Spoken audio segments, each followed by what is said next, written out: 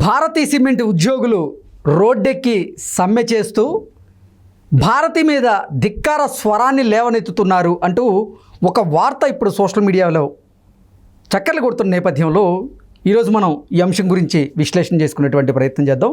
ప్రస్తుతం మనతో పాటు ఉన్నారు ప్రముఖ రాజకీయ విశ్లేషకులు జగదేవ్ గారు. ఆయనతో మాట్లాడదాం. జగదేవ్ గారు నమస్తే అండి. నమస్తే. జగదేవ్ గారు, భారతీ సిమెంట్ ఉద్యోగులు రోడ్డెక్కి సమ్మె చేసే పరిస్థితి వచ్చిందని, వారు భారతి మీద ధిక్కార స్వరాన్ని లేవనెత్తుతున్నారు అంటూ ఒక వార్త సోషల్ మీడియాలో చక్కర్లు కొడుతూ ఉంది.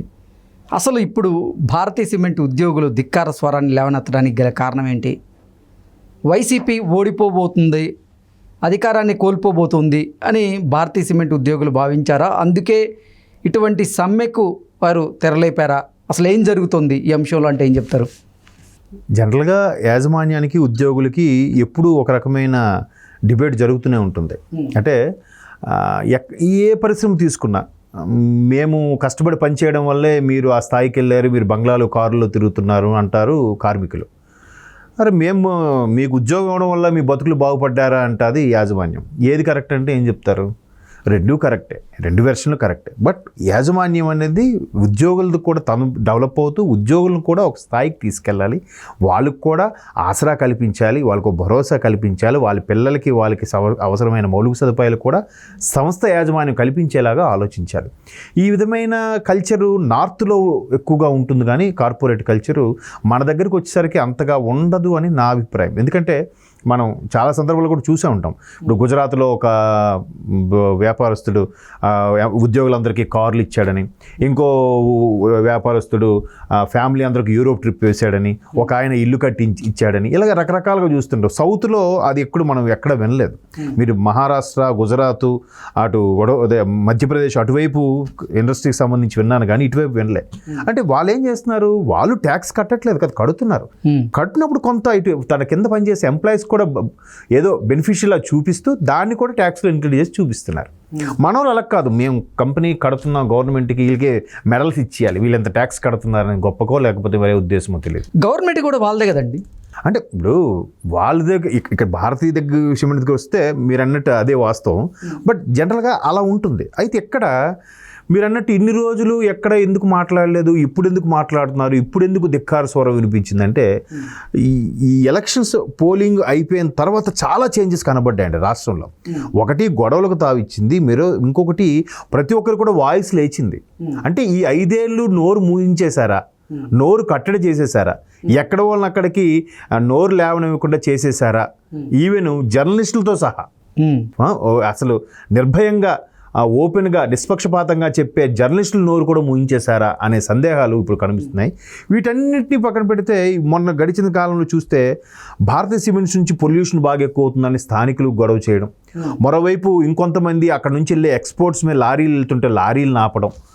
ఈరోజు మనం ఇప్పుడు వచ్చిన వార్త ఏంటంటే, మీరు చెప్పిన దాని ప్రకారంగా ఆ భారతీ సిమెంట్ వల్ల పొల్యూషన్ పెరిగినా, లేదంటే ఆ లారీల వల్ల కూడా పొల్యూషన్ పెరిగినా, అక్కడ చుట్టుపక్కల గ్రామస్తులు ఎవరైతే ఉన్నారో వాళ్ళు రోడ్డు మీదకి వచ్చి బైఠాయించి నిరసన తెలిపేటువంటి పరిస్థితి ఉంటుంది.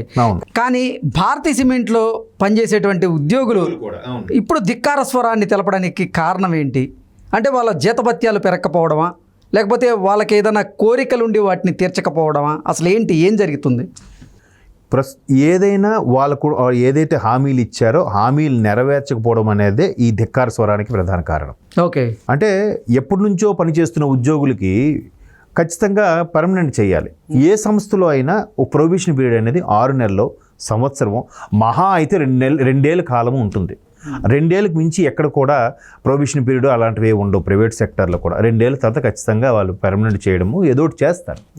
సో ఇక్కడ 2 ఏళ్ళైనా ఏం లేదు, కొంతమందికి 5 ఏళ్ళైనా ఏం లేదంట.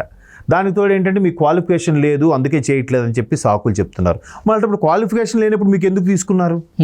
అంటే క్వాలిఫికేషన్ లేని వాళ్ళని తీసుకుంటే వాళ్ళు మనం ఎంత ఇచ్చినా అంత మూసుకొని పడి ఉంటారు, వాళ్ళతోనే చేయించుకోవడం ఉద్దేశమా, మరే ఇతర కారణాలు తెలియదు. మొత్తానికి ఎవరైనా సరే ఎన్నాళ్ళు అలా ఓపిక పడతారు?